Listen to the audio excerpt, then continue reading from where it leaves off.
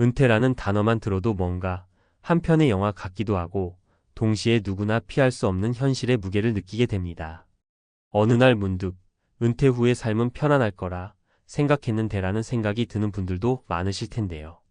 요즘은 대기업 임원 출신도 은퇴 후에 뜻밖의 일을 하게 되는 사례들이 속출하면서 우리 모두가 진짜 은퇴란 무엇인지 다시 한번 생각하게 만듭니다. 제가 오늘 이야기하고 싶은 건 바로 대기업 임원 은퇴 후 편의점 알바. 가족을 위해 하루 12시간 서 있는 62세 남성의 현실이라는 제목에서 느껴지는 그 충격적인 현실입니다. 은퇴 준비만 철저히 해도 인생은 늘 계획대로만 흘러가지 않는 법이죠. 특히 우리나라처럼 사회 안전망이 생각보다 미흡하고 경제 상황이 변동성이 큰 현실에서는 은퇴 후에도 일을 계속해야 하는 상황이 벌어지곤 합니다. 지금부터 제가 아는 세 가지 실제 사례를 통해 은퇴 준비와 은퇴 후 삶에 대한 진솔한 이야기를 나눠볼까 합니다. 1. 62세 김현수 씨의 이야기. 대기업 임원에서 편의점 알바로.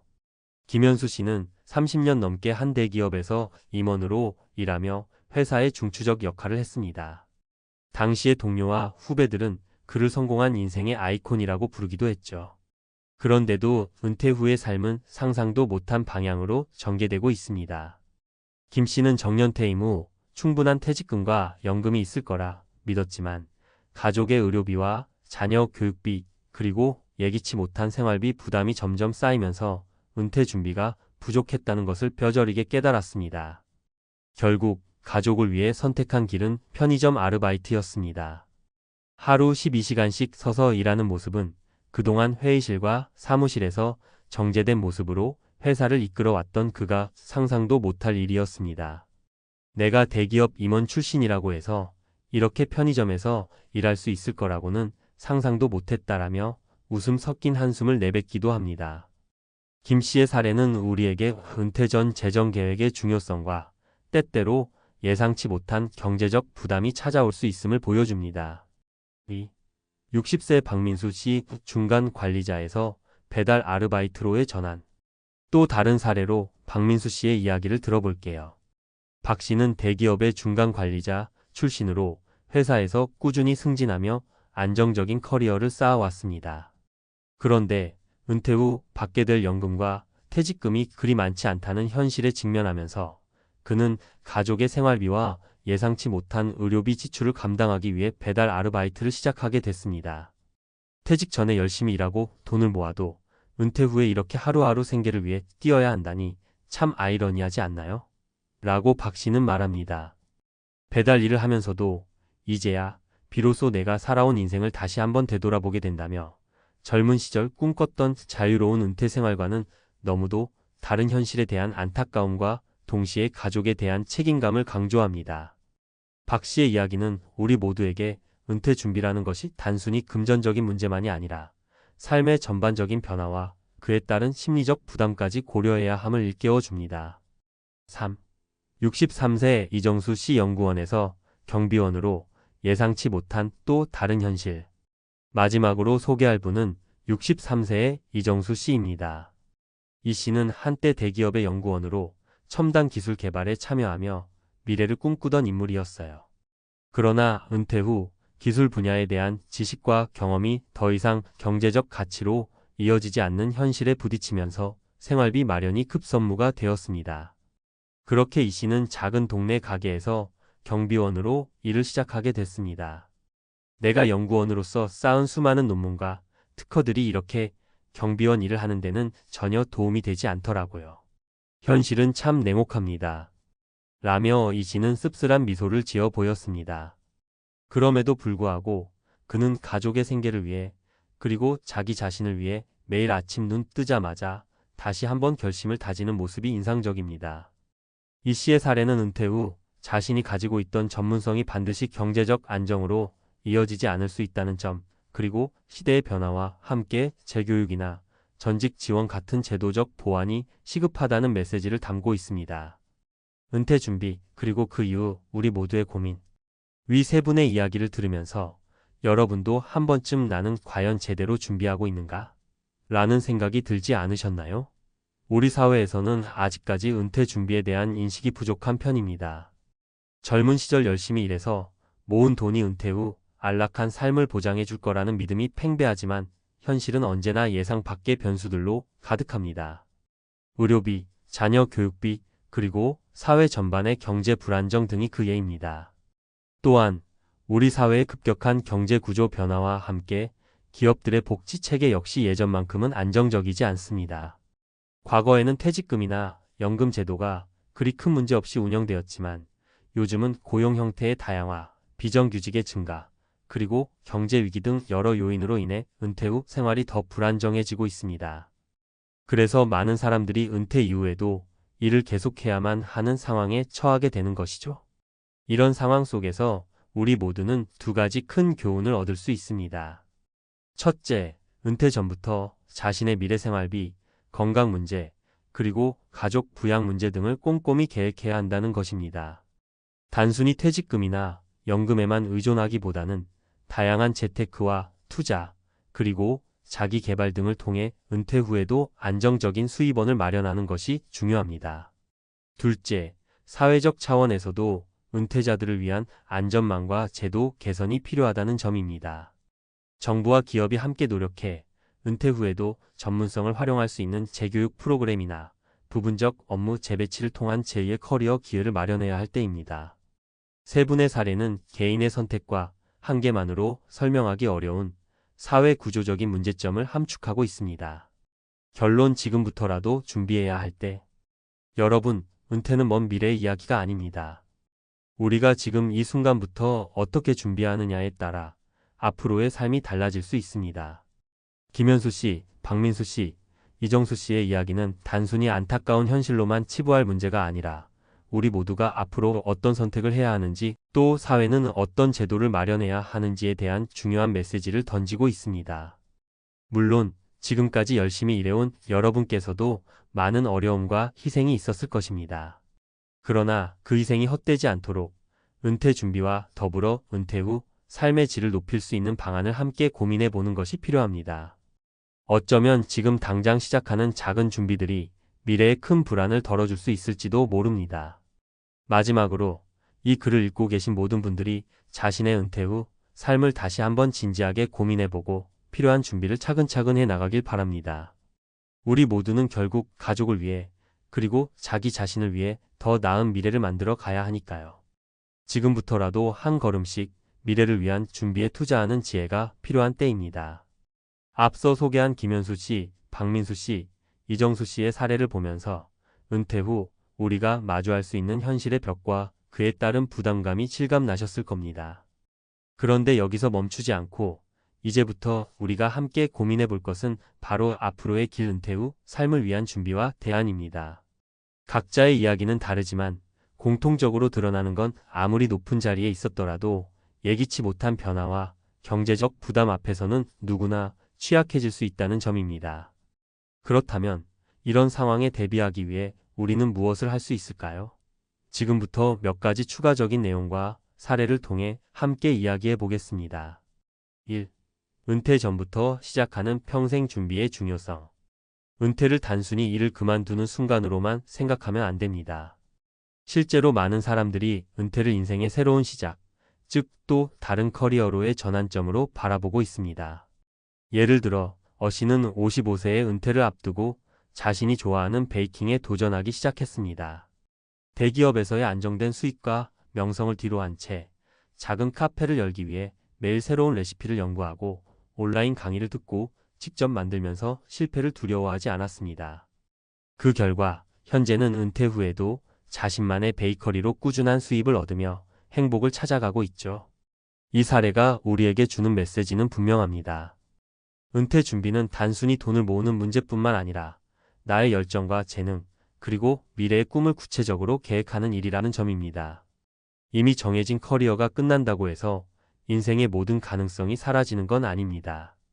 오히려 새로운 분야에 도전할 준비를 미리 해두면 예상치 못한 시련이 닥쳤을 때도 마음의 준비가 되어 있어 더 유연하게 대처할 수 있습니다.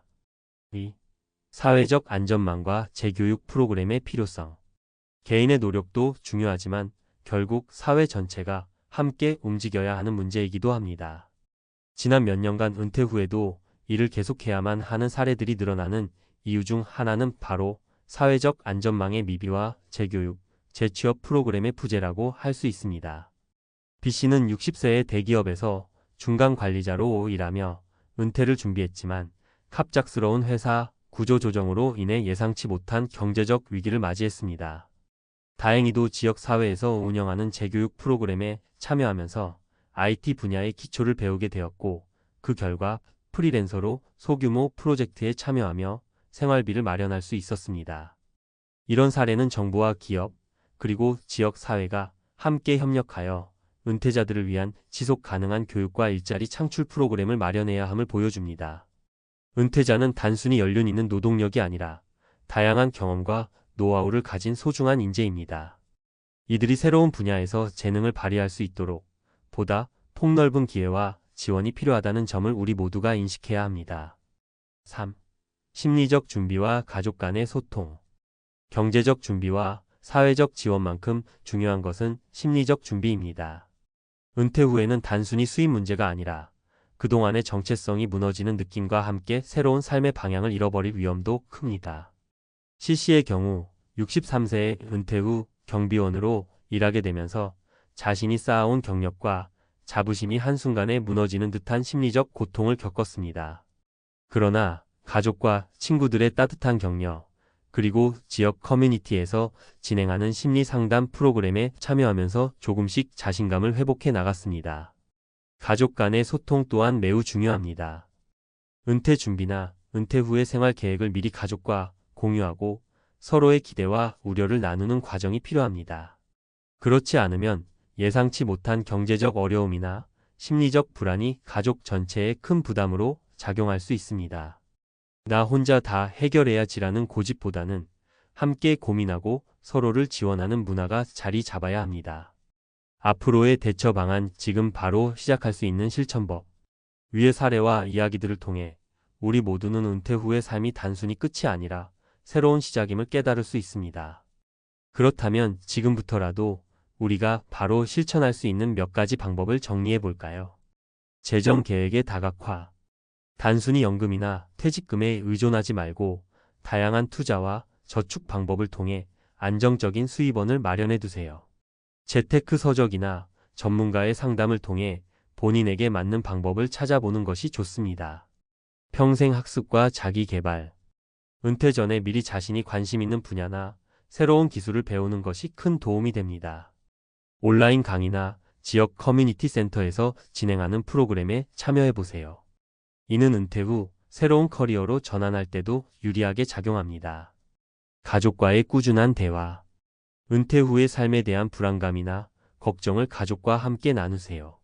가족이 함께 계획을 세우고 서로를 격려한다면 예기치 못한 어려움도 함께 극복해 나갈 수 있습니다. 사회적 네트워크 활용. 은퇴 후에도 사회적 관계를 지속하고 새로운 사람들과의 만남을 통해 정보를 공유하는 것이 중요합니다. 동호회나 자원봉사활동 또는 지역 사회에서 운영하는 다양한 프로그램에 참여하여 새로운 기회를 찾아보세요. 전문가와의 상담.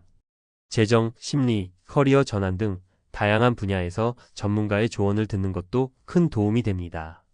특히 은퇴를 앞둔 시점이라면 미리 전문가와 상담하여 향후 계획을 체계적으로 세워보는 것이 좋습니다. 결론, 불확실한 미래, 그러나 희망은 있다. 현실은 때로 우리에게 충격적인 메시지를 던집니다. 대기업 임원 출신도 은퇴 후 편의점 알바나 배달, 심지어 경비원으로 전향해야 하는 사례들이 이를 증명합니다. 하지만 동시에 이러한 이야기는 우리에게 더 나은 미래를 위해 지금 바로 준비하자라는 중요한 경고와 희망의 메시지를 전하고 있습니다. 은퇴 후의 삶은 단순히 과거의 영광이 사라진 뒤의 잔해가 아니라 새로운 도전과 기회의 장이 될 수 있습니다.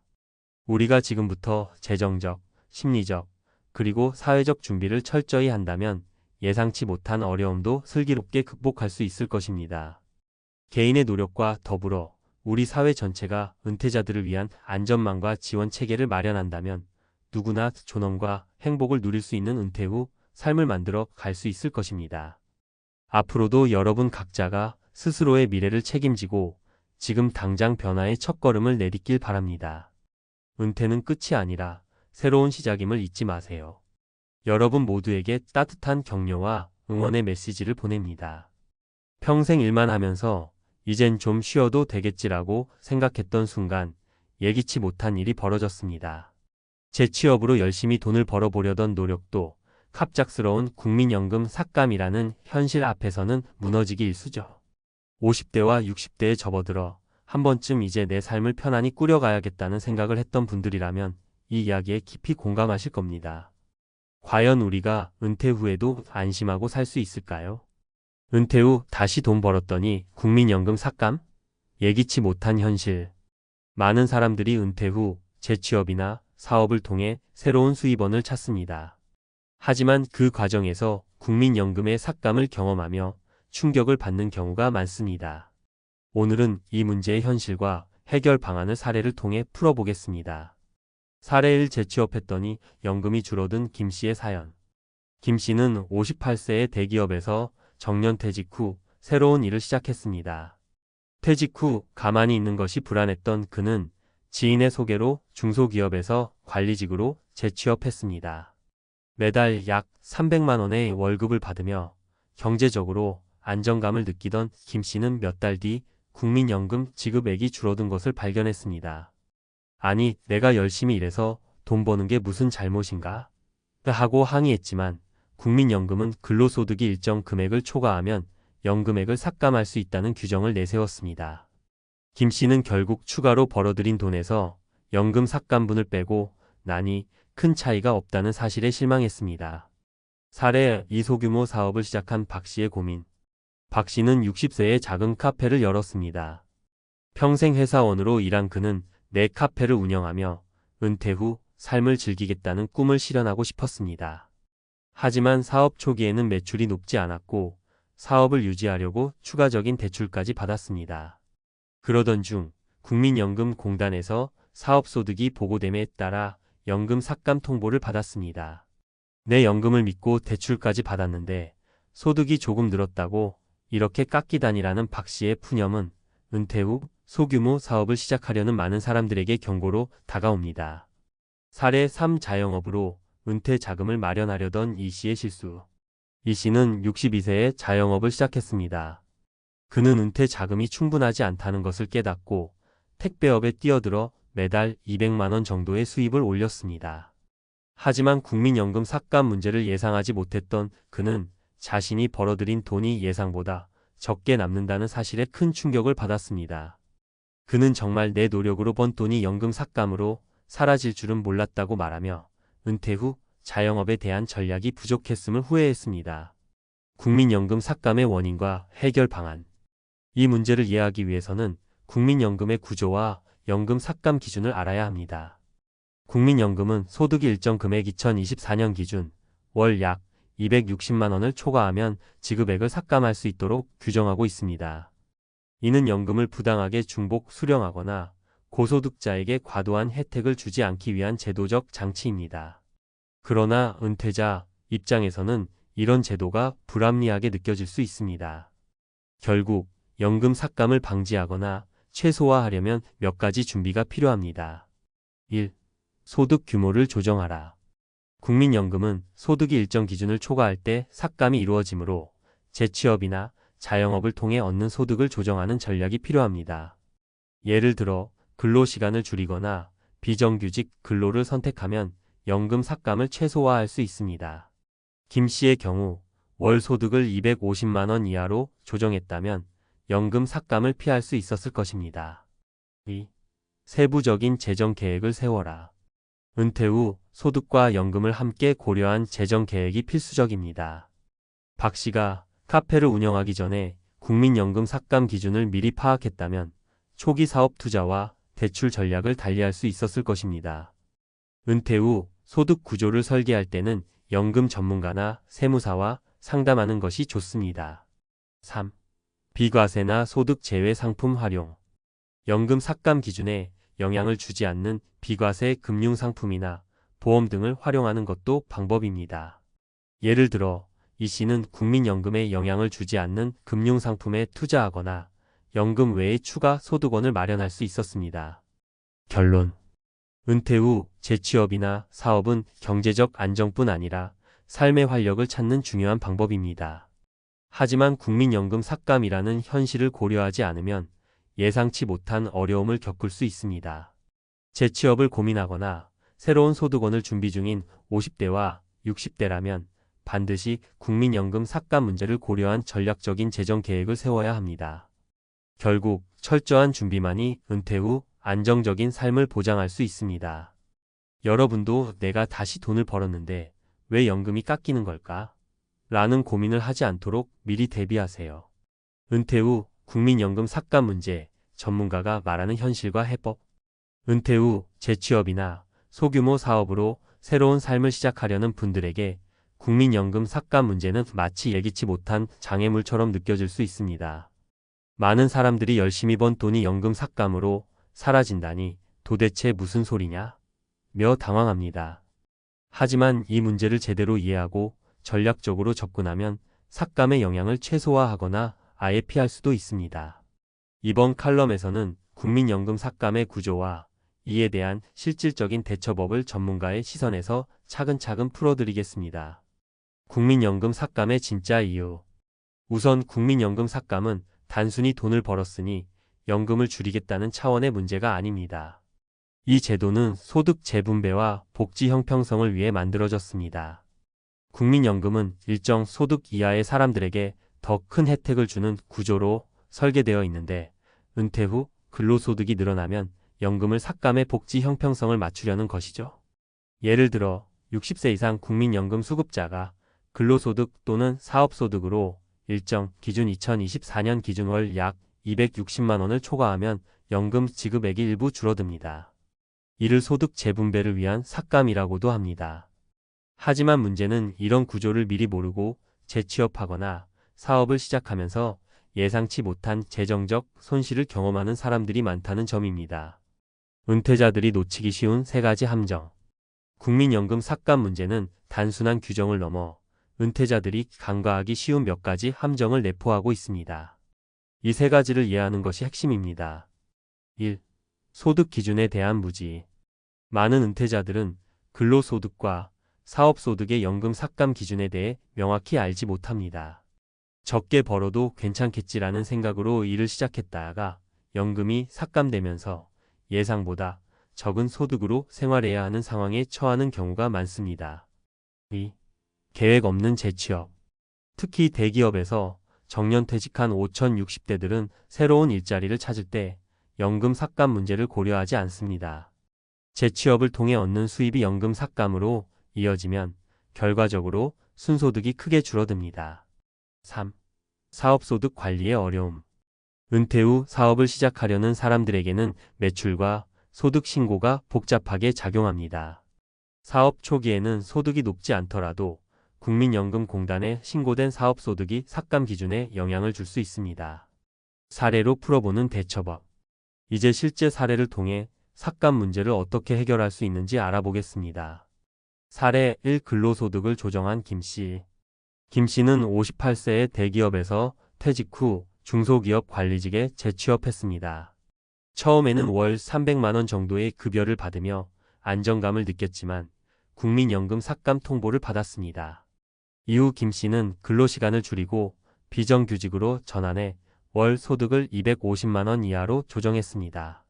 그 결과 연금 삭감을 피하면서도 일정한 소득을 유지할 수 있었습니다.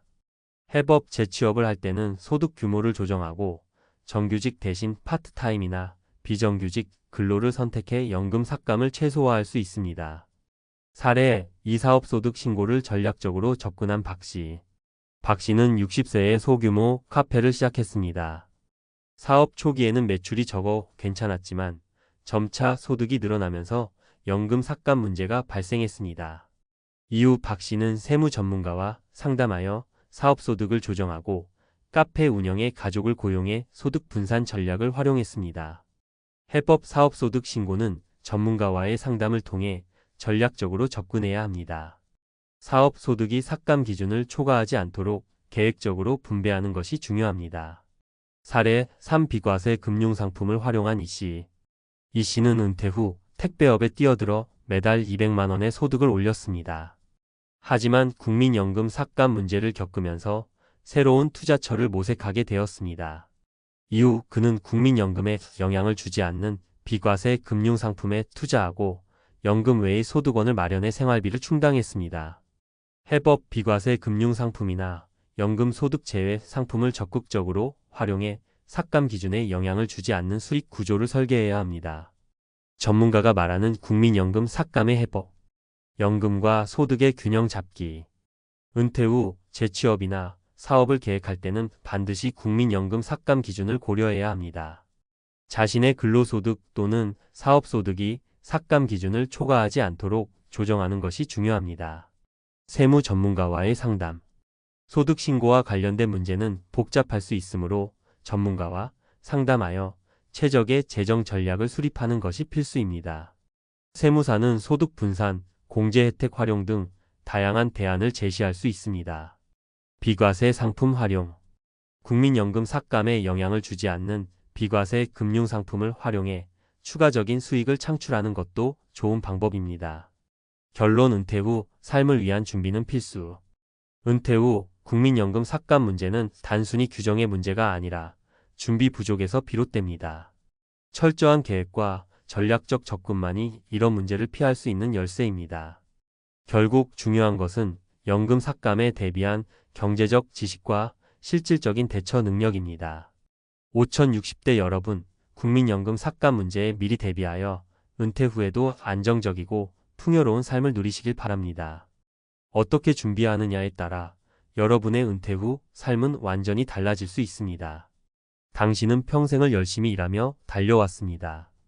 젊을 땐 아이들 교육비와 집 장만을 위해, 40대엔 승진과 안정적인 삶을 위해, 그리고 50대엔 은퇴를 준비한다는 명목으로 숨가쁘게 살았습니다. 이제 60대에 접어들며 이만큼 했으면 나도 좀 쉬어야지라는 마음이 드는 순간 갑자기 현실이 가로막습니다. 은퇴 후의 삶, 정말 준비가 되었나요? 직장에서의 자리는 사라지고 매달 꼬박꼬박 들어오던 월급도 끊겼을 때 내가 지금 어디서부터 잘못된 걸까? 라는 생각이 밀려오지 않을까요? 특히 주변을 둘러보면 다들 비슷한 걱정을 하고 있다는 사실에 더욱 두려움을 느끼게 됩니다.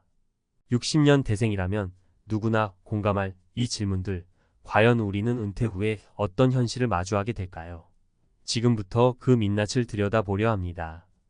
60년 대생의 운명. 은퇴 후 기다리는 충격적 현실의 민낯. 현실일. 은퇴 후에는 정말 일이 기다리지 않는다. 열심히 일하면 언젠가 보상받을 날이 올 거야. 많은 60년 대생이 젊었을 때부터 이렇게 믿으며 살아왔습니다. 하지만 은퇴 이후 현실은 그리 호락호락하지 않습니다. 수십 년간 회사에서 쌓아온 경력이 무색하게 퇴직 후 일자리를 찾는 건 상상보다 훨씬 어려운 일이죠. 사례 1. 제 지인이었던 김 씨 이야기를 해볼게요. 그는 대기업에서 30년 넘게 근무하다 정년 퇴직을 했어요. 회사에서는 명예롭게 떠난다며 환송식도 성대하게 열어줬죠. 하지만 퇴직 후 다시 일자리를 구하려고 하니 현실은 냉혹했습니다. 대기업 임원 출신이었지만 중소기업조차 그의 경력을 부담스러워했죠. 경력이 너무 과해요. 우리 회사에 적응하기 어려울 겁니다. 라는 말만 들었다고 합니다. 결국 김 씨는 퇴직 후 2년간 일을 찾지 못하고 은둔 생활을 이어갔습니다. 지금은 택배를 하며 생계를 이어가고 있지만 본인은 이렇게 말합니다. 왜 그토록 헛된 꿈을 꾸며 내 노후를 준비하지 않았을까? 현실. 이 고정 수입이 없으면 자산은 빠르게 소진된다. 퇴직하면 누구나 연금을 받는다는 생각 다들 가지고 계시죠? 하지만 연금만으로는 생활비를 충당하기엔 부족한 경우가 많습니다. 특히 물가 상승률을 고려하면 지금의 연금은 10년 후엔 훨씬 더 가치가 떨어지겠죠. 그리고 60대에 시작하는 은퇴 생활은 길게는 3040년을 이어가야 한다는 걸 잊으면 안 됩니다. 사례 2. 이영자 씨는 자녀를 잘 키워 결혼까지 시킨 뒤 남편과 함께 은퇴를 맞이했습니다. 하지만 예상했던 노후 비용과 실제 지출은 하늘과 땅 차이였습니다. 연금과 노후 저축으로 매달 200만 원을 쓸 수 있을 거라 생각했지만 예상치 못한 의료비와 자녀 결혼 후에도 지원해야 하는 금액 때문에 자산은 빠르게 줄어들었습니다. 결국 집을 줄여 생활비를 확보했지만 그녀는 이렇게 말합니다. 노후에는 고정 수입이 가장 중요해요. 내가 가진 자산이 영원할 거라는 착각을 버려야 했습니다. 현실 3. 사회적 관계의 단절이 외로움으로 이어진다. 회사에서의 자리는 떠난 뒤에도 그 관계가 이어질 거라 생각하지만 현실은 다릅니다. 은퇴 후엔 함께 일하던 동료와도 점점 멀어지고 정작 가까운 사람들과도 관계를 유지하기 힘든 경우가 많습니다. 사례 3. 박정호 씨는 30년간 직장에서 사람 좋은 선배로 불렸습니다. 그의 인간관계는 모두 회사 중심으로 이루어져 있었죠. 하지만 은퇴 후에는 정작 그를 찾는 사람이 없었습니다. 동료들은 각자 바쁜 삶을 살고 있었고 그는 회사와 함께 자신도 잊혀지는 느낌을 받았다고 해요. 결국 박 씨는 가족에게조차 의지하지 못하고 우울증 진단까지 받게 되었죠. 내가 떠난 회사와 함께 내 존재도 사라진 것 같았다며 자신을 되돌아보게 되었다고 합니다. 은퇴 후 현실을 준비하는 방법. 그렇다면 이런 은퇴 후의 민낯을 피하려면 어떻게 해야 할까요? 새로운 일에 도전하라. 퇴직 전부터 은퇴 후 할 수 있는 일이나 관심 있는 분야를 미리 탐색해 보세요. 작게 시작하는 일이라도 꾸준히 하면 큰 변화를 만들 수 있습니다. 고정 수입원을 만들어라. 연금 외에도 월세 수입, 작은 부업, 투자 등 꾸준히 들어오는 수입원을 만들어야 합니다. 은퇴 전에 자산을 관리하고 생활비에 현실적인 계획을 세우세요. 사회적 관계를 넓히고 유지하라. 회사 밖에서도 다양한 모임이나 커뮤니티에 참여해 보세요. 은퇴 후에 인간관계가 단절되지 않도록 준비하는 것도 중요합니다. 60년 대생의 은퇴는 더 이상 남의 이야기가 아닙니다. 우리가 미리 준비하지 않으면 충격적인 현실과 맞닥뜨릴 가능성은 높아질 수밖에 없죠. 지금 이 순간 작은 준비라도 시작한다면 은퇴 후 삶은 분명 더 나아질 것입니다. 내가 그때 준비했더라면 좋았을 텐데라는 후회 대신 준비해두길 잘했어라는 안도의 한숨을 내쉴 수 있도록 말입니다. 전문가 칼럼 은퇴 후 생존을 위한 필수 전략 60년 대생을 위한 현실적인 가이드. 퇴직 후의 삶은 누구에게나 낯설고 두렵습니다. 익숙한 직장 생활을 마무리하고 갑자기 맞이하는 빈 시간이 자유롭다기보다는 무겁게 느껴질 때가 많습니다. 특히 60년 대생이라면 이런 변화에 더 민감할 수밖에 없습니다. 사회는 은퇴 이후 당신을 응원해주지 않고 오히려 생존이라는 현실적인 문제 앞에서 홀로 남겨두기 때문입니다. 그렇다면 이 난관을 어떻게 극복할 수 있을까요? 오늘은 은퇴 후 생존을 위한 실질적인 전략을 전문가의 시각으로 풀어보겠습니다. 1. 일은 끝나지 않는다. 마이너스 은퇴 후에도 생산성을 유지하라. 은퇴 후의 삶은 단순한 휴식이 아닙니다. 오히려 새로운 도전과 생산성을 유지해야 하는 시기입니다. 은퇴가 끝이 아니라 전환점임을 받아들여야 합니다. 우리가 일을 멈추는 순간 사회와 단절되고 스스로를 무력감에 빠뜨릴 위험이 큽니다. 실제 사례. 이호준 씨는 은퇴 후 가족과 조용히 시간을 보내겠다는 목표로 모든 활동을 중단했습니다. 하지만 단 6개월 만에 이렇게 살려고 은퇴한 게 아니었는데라는 생각이 들었다고 합니다.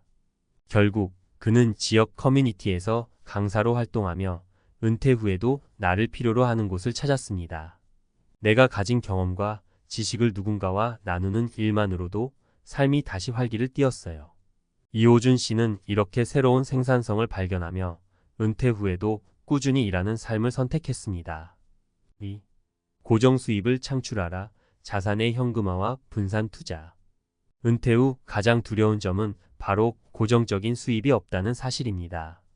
연금에만 의존하면 물가 상승이나 예상치 못한 지출로 인해 자산이 빠르게 고갈될 수 있습니다. 은퇴 전에 반드시 다양한 수입원을 만들어야 합니다. 실제 사례. 김정미 씨는 퇴직 전부터 소규모의 월세 수입을 마련하기 위해 작은 원룸을 투자했습니다. 퇴직 후 매달 연금만으로는 생활비가 빠듯했지만 월세 수입 덕분에 큰 걱정 없이 생활할 수 있었어요. 김 씨의 사례는 자산을 현금 흐름으로 바꾸는 중요성을 보여줍니다. 또한 소액이라도 분산 투자를 통해 꾸준한 수익을 창출하는 것이 노후 안정에 큰 도움이 될 수 있습니다. 3. 사회적 관계를 끊기지 않게 유지하라. 은퇴 후에는 직장 중심의 인간관계가 급격히 줄어듭니다. 이때 적극적으로 새로운 관계를 맺지 않으면 외로움과 우울감에 빠지기 쉽습니다. 삶의 질은 결국 누군가와 연결되어 있을 때 높아집니다. 실제 사례. 박순자 씨는 은퇴 후 마을에서 독서 모임과 요가 클래스에 참여하며 사람들과 새로운 관계를 맺었습니다. 내가 필요 없다고 느껴질 때 우울감이 오는데 커뮤니티 활동을 하면서 내가 여전히 쓸모 있는 사람이라는 걸 알게 됐어요. 그녀는 은퇴 후 가장 중요한 것은 관계라고 강조합니다. 우리가 타인과의 교류를 통해 정서적 안정과 즐거움을 얻는다는 점을 기억해야 합니다. 전문가의 팁. 은퇴 후 꼭 기억해야 할 3가지 핵심 전략. 새로운 기술을 배우세요. 은퇴 후에도 배움은 끝나지 않습니다. 디지털 기술, 외국어 또는 새로운 취미를 배워보세요. 도전은 뇌를 활성화하고 삶의 활기를 불어넣습니다. 자산을 철저히 관리하세요. 은퇴 전에는 자산을 쌓는 게 중요했다면 은퇴 후에는 자산을 관리하고 현금 흐름을 만드는 것이 핵심입니다. 돈은 모으는 것만큼이나 잘 쓰는 법도 중요합니다. 삶의 목적을 찾아보세요. 은퇴 후의 삶은 과거와 달리 자신의 행복과 건강에 초점을 맞출 수 있는 시간입니다. 봉사, 취미 또는 작은 프로젝트를 통해 당신만의 새로운 목표를 세워보세요. 은퇴 쓰나미를 넘어서는 당신만의 길. 60년 대생이라면 은퇴 후 삶이 막막하게 느껴질 수 있습니다. 하지만 준비만 잘한다면 은퇴 후의 시간은 제2의 전성기가 될 수도 있습니다. 지금 시작하세요. 1. 재정, 그리고 관계를 하나씩 점검하며 스스로의 삶을 새롭게 설계하십시오. 은퇴는 끝이 아니라 새로운 시작이다 라는 마음으로 당신이 주도하는 은퇴 후 삶을 만들어 보세요. 이는 분명 쉬운 길은 아니지만 가장 보람 있는 선택이 될 것입니다. 준비된 은퇴는 쓰나미가 아니라 축제다. 지금 이 순간부터 실천으로 그 축제를 준비해 봅시다. 네, 안녕 행스터입니다. 나는 좋아요, 구독 부탁드리고요. 나는 평범한 직장인으로 유한양행 주식 투자를 통해 2020년 8천만 원을 벌 것이다. 안정적인 투자로 월 50만 원의 추가 수입을 확보할 것이다. 구독, 좋아요 부탁드리고요. 나는 내가 원하는 가격에 매수하고 내가 원하는 가격에 매도한다. 현금의 50%를 항상 보유한다. 자, 유한양행 미국 투자 신약 개발사, 코로나19 백신 그리고 치료제 동시 개발 F&D의 IND 신청 방송 시작하겠습니다.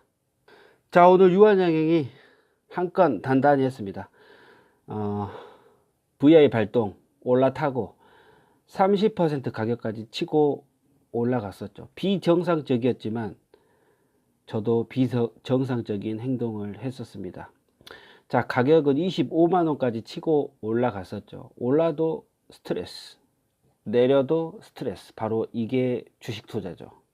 남들이 보기에는 오늘 제가 80조 가진 거 사실 25만원에 판 게 아니라 21만 7천원에 팔았습니다. 130만원 벌었죠.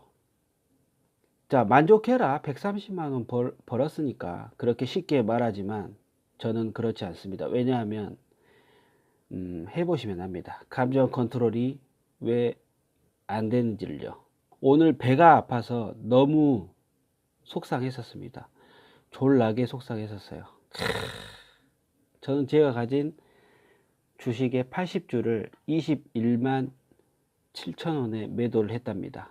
왜 매도를 했냐면 이거 굉장히 재밌는데 제가 뭐 백신 치료제 이거 IND 신청할지 제가 알았겠습니까? 한낱 개미 직장인 투자자인데 그래서 20만원에 샀으니까 오늘 올라봐야 뭐 21만원이 될라나 뭐 흐름도 좋고 세계 시장도 괜찮고 해서 21만원까지 가겠지 딱 하고 오늘 뭐 오전 8시 반에 딱 21만 7천원에 매도 주문 냈고 제가 이 사실을 알지 못하고 저지른 만행이죠. 예, 그래서 점심시간에 가니까 바로 뭐 매도가 돼 있더라고요. 갑자기 뭐 백신 치료제랑 백신 다 개발했다 하고 막 난리 부르스를 치길래 한숨만 많이 나오더군요. 자, 25만 원까지 치고 올라갔으니까 80주면 한 450만 원까지는 벌 수 있었는데 일단 130만 원에서 7차 수익 실현이 됐죠. 130만 원. 그리고 21만 7천 원의 전량 매도돼서 제가 가진 주식은 없었죠. 성공이지만 마음이 찢어지는 하루였습니다. 제가 그 상황에서 점심을 먹고 생각을 하면서 부해가 나더라고요. 부해가. 화가 치밀렀다 이 말입니다. 그래서 스톱 매매법을 가지고 다시 한번 정신 차리고 제가 지금 현재 원래 어제 방송에서 5배 안전하게 투자한다고 선포를 하고 들어갔는데 그거 들어간 거 다 매수 체결 안 됐어요. 그 순간 저는 평시 체계로 스톱 매매법을 발동을 합니다. 22만 7천 원에 20주를 매입을 합니다. 그리고 22만 2천 원에 다시 10주 22만 500원에 10주 21만 7천 원에 10주 21만 6천 원에 100주 5천 원 미만에서 크게 들어가는 거죠. 21만 2천 원에 다시 20주 21만 원대 평소 가진 그런 저의 흐름의 선 21만 원대에 약 20%에서 30%까지 치고 들어가는 평시 매매 전략법을 사용을 했었습니다. 자, 결과는 이따 말씀드릴게요. 자, 인간은 역시 다시 또 실수를 합니다. 그렇게 작년에 오르는 말에 타지 말자고 했었고 나의 원칙을 지키자고 그렇게 말했음에도 불구하고 저는 또 무릎을 꿇었습니다. 다만 스톱 매매법을 지켰죠. 현금을 모두 몰빵하지 않았다는 겁니다. 작년에 2018년 10월 아직도 기억납니다. 1조 4천억 수출 계약이 있었던 날 눈물을 머금고 그리고 한 달인가 2달 있다가 비형 치료제 베링가임하고 수출 계약이 있었을 때 저의 돈을 많이 날렸었죠. 자, 다시 그때가 왔습니다. 코로나19 치료제 백신 개발 관련 뉴스 호재가 떴습니다. 자, 아무튼 그렇습니다. 재작년에는 수익을 보지 못했지만 올해는 수익은 봤다. 오케이, 이걸로 만족하자 스타야. 자, 중요한 점 말씀드렸죠. 현금을 조기에 소진하지 말라. 그러면 살 수 있다. 잃지 않을 수 있다. 오케이. 자, 유한양행의 분기보고서, 사업보고서를 봐도 되는데 최근에 분기보고서가 마지막이더라고요. 아랫부분 보시면 계열 회사 등에 관한 사항이 나옵니다. 임원 및 직원 등에 관한 사항 밑에 보시면은 계열 회사 등에 관한 사항, 여기에 보시면은 소렌토 테라퓨틱스 INC 소렌토 회사가 나와요. 취득 일자가 16년 4월 25일. 이 기업은 1.87달러 나스닥 현재 시가 나스닥 상장 회사입니다. 듣보잡 기업인데 이번에 백신과 치료제를 동시에 개발을 했다. 제가 이전 방송에 소렌토가 이뮨 온시아에 투자한 거 방송해드렸죠. 유한양행 플러스 소렌토 합작 작품은 누구다? 이뮨 온시아다. 면역암제 개발 회사죠. 이뮨 온시아도 앞으로 기대해 볼만해요.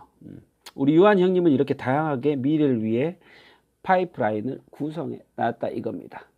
자, 120억 최초 금액이고요.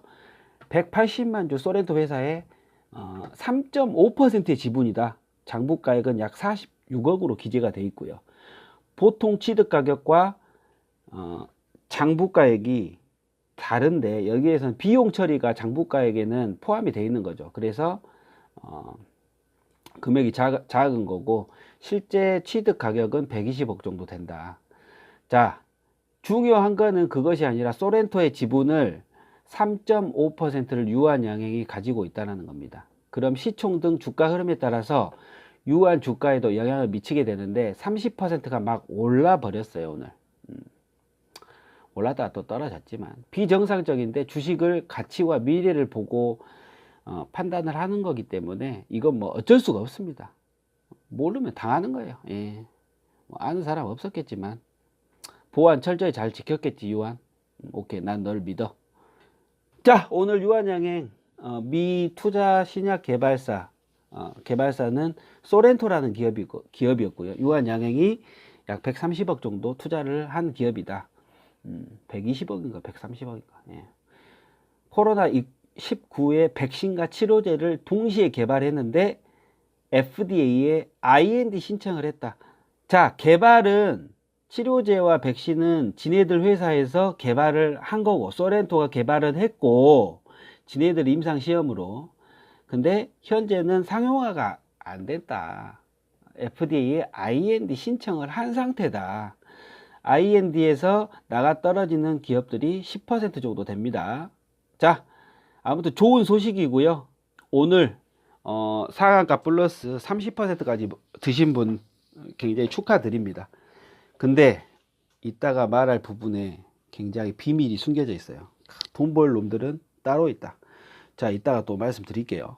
할 것 좀 하고요. 자, 소렌토 INC 얘네들 나스닥에 상장된 거 미래에셋에서 제가 확인을 했습니다. 보시면은 지금 1.87달러. 그리고 주주 정보는 뭐 아시아 퍼시픽, 차이나 인 샤인, 블랙록. 오케이. 세계적인 투자 전문 회사죠.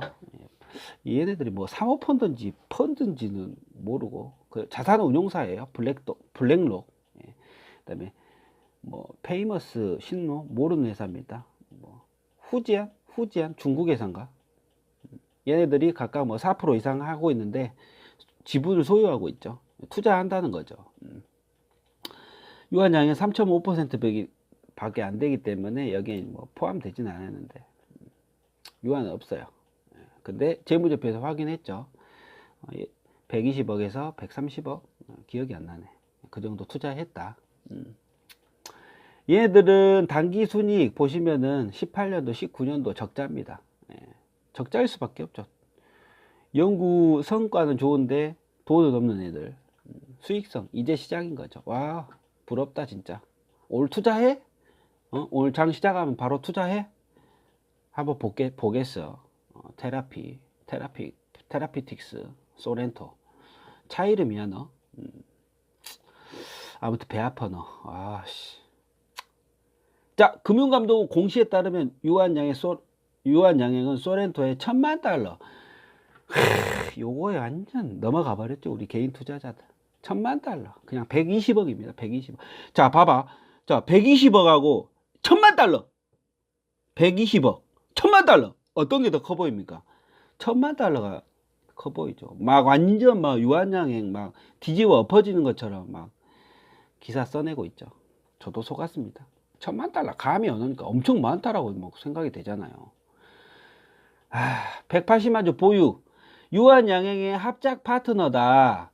이거는 소렌토가 이뮨 온시아에 투자한 거. 유한양행 50억, 소렌토 50억하고 해가지고 이뮨 온시아에 투자한 거 있죠. 면역 감항제. 이전 방송 참고해 주시고요. 이뮨 온시아. 오케이. 나스닥 상장 확인했고요. 중요한 말 줄임표가 점점점 있는 후에 FND, IND 신청. 자, 동시 개발했는데 동시 개발은 본인 회사에서 하는 거고요. FDA에서 승인을 해줘야 되죠.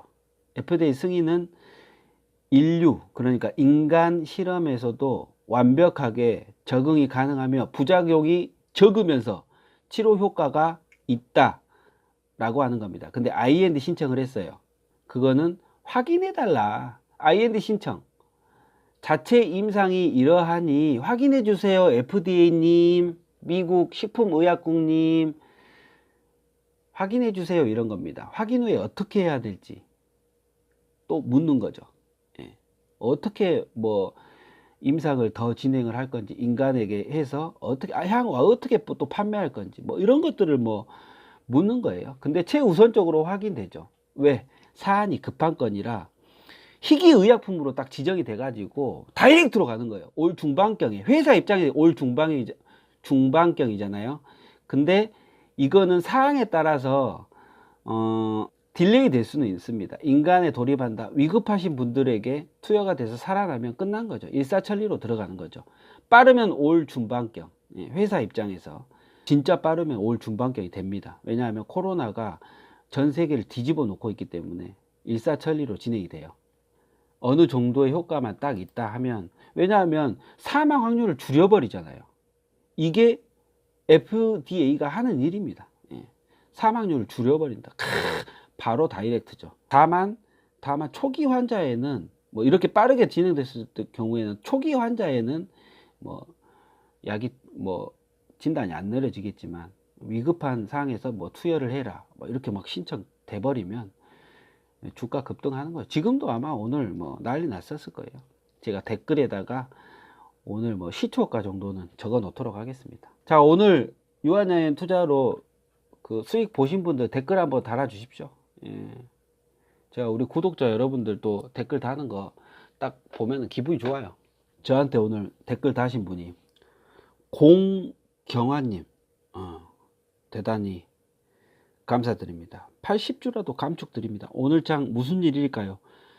초반 25% 급등이라니 다음 버스 기다려야겠네요. 다음 버스 제가 하는 말이죠. 구만수 형님, 구만수 박사님께서 말씀하신 거 다음 버스 기다려야겠네요.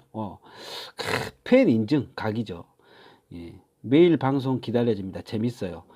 구라일지라도 재밌어요. 딱 해주니까 너무 기분이 좋더라고요. 구라가 아니길 바라면서 오케이, 계속 진행하겠습니다. 자, 소렌토는 자사 홈페이지에 게재된 보도 자료에서 코비드-19 코로나 치료 물질인 뭐 이래저래 개발하는데 성공했다고 밝혔다. 감안해 수개월 안에 임상 신청에 나선다는 계획이다. 자, IND 신청은 속도전이에요. 코로나 딱 나왔었을 때부터 코로나 분석하고 개발하는 회사가 많습니다. 소렌토뿐만 아닙니다. 국내에서 셀트리온도 있어요. 자, 근데 여기서 IND 신청했다라는 사실에 개인들이 얼마나 놀랐는지 매수가 오늘 6만주예요. 6만주. 이따가 밝혀드릴게요. 자, 뭐 아무튼 유한양행 미 투자 신약 개발사 동시 개발했다. 백신과 치료제 동시 개발했다. 이건 인정해주자. 백신하고 치료제를 동시에 개발해버렸다. 니네들이 뿌린 거 아니냐? 소렌토. 아니겠지. 오케이. 위험한 발언 여기까지 하겠습니다. 자, IND 신청을 제대로 봐야 된다. 개발한 게 아니다. 아직. 개발한 게 아니고 치료제가 상용화된 게 아니다. 그 전에 FDA의 승인을 받아야 되는데, 야, 봐줘라. 하고 신청한 부분이다. 신청했는지 안 했는지 지금 기사 내용만 나왔잖아요. 지금 신청했으면 미국에서 보도됐겠지. 자, 이 기사에서도 신청에 나선다는 계획이다 라고 말하고 있잖아요. 자, 그렇습니다. 그래서 뭐 올라갔다가 쭉 빠지는 일이 발생이 됐었습니다. 25만 원까지 갔다가 22만 3천 원까지 떨어졌었죠. 자, 할 거 해야죠. 지금 세계 흐름 지켜보고 가겠습니다. 지금 8시 56분이거든요. 8시 57분이 넘어가고 있습니다. 세계 시장 한번 살펴보도록 하겠습니다. investing.com 나와라. 브렌트 WTIU 유가 하락하고 있네요. 25달러 각각 22달러. 마이크로소프트랑 애플 세계 1등 주식들은 어제 올랐었죠. 6% 5% 정도. 그리고 코스피 지수 오늘 1.87% 올랐고요. 다우존스 나스닥 종합지수 올랐고요. 어제 한국 10년물 채권 수익률 이거 이제 뭐 지금 보합인데 어제 많이 떨어졌었죠. 원달러 환율을 지금 현재 1222원 정도 된다. 많이 떨어졌다. 저는 뭐 원달러는 다 팔았습니다. 나스닥하고 다우존스는 선물 지수가 지금 하락하고 있다. 뭔가 있는 거죠. 지금 3% 이상 하락했다는 거는 너무 많이 올라서 떨어질 수도 있고, 뭐 의회에서 뭔가 잘못됐을 수도 있고, 달러 지수는 지금 100이 깨졌다. 근데 지금 오르고 있다. 뭔가 있다. 월요일 날 장은 떨어질 확률이 굉장히 높다라는 겁니다. 자, 오늘 마이크로소프트랑 애플 5%씩 매입할 거예요. 5% 떨어진 가격에. 이건 뭐 어쩔 수 없죠. 제가 야심차게 준비하고 있는 건데, 오늘 이제 한번 해보고, 스톱 매매법으로 한번 해보고, 나중에 이제 결과물들을 컨텐츠로 해가지고 다시 또 할 건데, 세계 1등 주식을 사는 이유, 이런 부분에 대해서 또 설명을 해 드리겠습니다. 그런 부분들은 뭐 차후에 또 제가 방송 통해 가지고 알려드릴 수 있도록 하고, 그건 이제 뭐 나중 이야기고. 자, 오늘 23,000원 종가입니다. 9.85% 2만원 올랐습니다. 짝짝짝 축하드립니다. 오늘 뭐 상승하신 분들, 수익 실현하신 분들 굉장히 축하드리고요. 제가 말씀드리고 싶은 거는, 오늘 이제 종가 223,000원 2만 올랐지 않습니까? 여기서 외국인들 오늘 2만 주를 팔았어요. 기간은 얼마 팔았냐? 79,000주를 팔았습니다. 대단하죠? 금융투자 4,800주, 보험회사에서 19,000주, 거의 2만 주 가까이 팔았고요. 투신에서는 15,000주 팔았습니다. 그리고 연기금에 37,000주 팔았고, 사모펀드 2만 주 팔았고요. 장 중에 기관하고 외국인들, 기타 법인 이렇게 파는 거 보이십니까? 어마어마하게 팔았죠. 근데 개인은 어떠냐? 개인은 한 6만 주 정도 샀어요. 살벌하죠. 이겁니다. 돈을 풀 수밖에 없는. 유한양의 방송을 들어야만 하는 이유. 몰빵하지 마라. 마음이 아픕니다. 자, 저는 오늘 21만 7천원에 본의 아니게 80주를 팔고 130만원 수익을 얻었습니다. 그리고 오늘 또 몰빵하지 않고 부해가 나가지고 22만 7천원 약 20주 정도 샀었죠. 그리고 22만 2천원 또 10주 들어가고, 22만 500원에 또 10주 들어가고, 21만 7천원에 10주 들어가고, 보이시죠? 21만 6천원 100주 들어가고, 21만 6천원에 그냥 매수 넣고 기다리는 거예요. 내가 이 가격을 예측한 게 아니라, 유한양행 23만원 이상에 지금 사면 안 돼, 이런 거를 평소에 알고 있기 때문에 그 이상 안 사는 겁니다. 근데 21만 6천원에 내 현금에 약 10%에서 15% 들어가야 된다는 걸 알고 있는 거죠. 평시대로 제가 스톱 매매법을 실행을 한 겁니다. 21만 2천원에 20주 사고, 그래가지고 평단가 21만 8천원에 해가지고 23만 5천원 오른 가격에 팔았어요. 욕심 부리지 않고. 전량 매도 했죠. 22만 3천원에. 그래가지고 이런 장에서도 약 70만 정도를 벌었다. 그래서 오늘 총 수익이 200만원이 넘습니다. 200만원 정도 돼요. 제가 하고 싶은 이야기는 뭐냐면, 아무리 호재가 나더라도 기다려라. 몰빵 치지 마라. 몰빵 치지 마라. 그리고 최소한 뭐 5%, 뭐 10%, 10%씩 끊어 들어가라는 겁니다. 내가 현금이 오늘 만약에 예를 들면 3천만 원 있었다 하면은 25만 원에 풀로 찼었을 때 늦게 소식을 접했다면 그냥 10%만 25만 원 사는 거예요. 그냥 뭐 그랬다면, 그냥 유한양이 초보 투자자라면. 오전에 그 시간대가 넘어가면 또 수그러들지 않습니까? 아무리 좋은 호재라고 해가지고 이게 길게 가지 않는단 말이에요. 기다려라, 기다려. 그럼 23만원까지도 오늘 떨어졌지 않습니까? 한 오후 1~2시 정도에. 그러면 23만원에 또 10% 들어가라. 23만원 떨어졌으면 23만 원에 더 사지 말고 5천 원 가격에 25만 5천 원, 22만 5천 원에 10%를 들어가라 이겁니다. 10%씩 너무 급하면 물론 장을 안 보고 아예 안 사는 것이 상책이지만 그래도 투자하고 싶잖아요. 사람이. 유한양이 이렇게 큰 호재가 터졌는데 물론 130억 투자해가지고 얘네들이 뭐 상한가 가고 두세 배 올라가지고 올해 실적에 기여를 한다고 해도 실질적으로 이 기사를 잘 한번 살펴보면 IND 신청이 수익으로 결정되지가 않는다는 거예요. 그냥 야 FDA야 나 한번 봐주라. 소렌토 나 우리 회사에서 이렇게 임상시험 했는데 어떻게 되는지 한번 검토 한번 해봐라 이겁니다. 이 기사 내용이. 물론 잘 될 수도 있겠죠. 보수적으로 접근해라. 안정적으로 접근해라. 몰빵 안 했으면 오늘도 땄었습니다. 제 자랑이 아니라 저처럼요. 마음이 아파요. 오늘 개인 투자자가 6만 주라는 수량을 샀다는 것 자체가 손해 보신 분들 정말 많을 겁니다. 제가 딱 2년 전에 그랬으니까요. 자, 아무리 좋은 호재가 있더라도 분할로 들어가라. 안정적으로. 그리고 5%, 5%. 뭐 가격이면 5,000원, 5,000원. 이렇게 좀 나눠서 들어가라. 유한양행은 20만 원 아래로 떨어져도 그 흐름을, 변동성을 찾는다.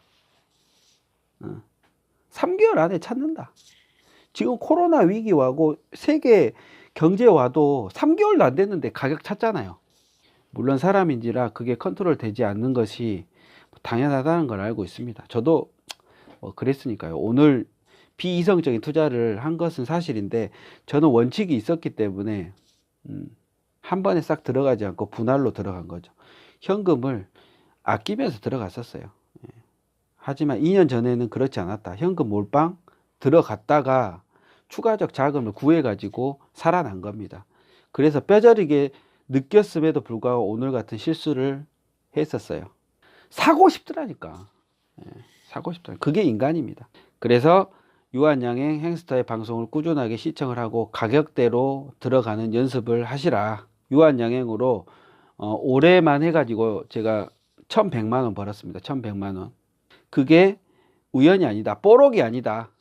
물론 뭐 오늘 같은 날에 그냥 가만히 있었으면 뽀록 터지는 거였는데 한 500 벌었을 건데 괜히 뭐 안정적인 투자한다고 200만 원 밖에 못 벌었습니다. 자, 오늘 방송은 여기까지 하고요. 저는 올해 8천만 원 갈 겁니다. 유한양 행스터였고요. 구독, 좋아요 부탁드리겠습니다. 좋은 밤 되십시오.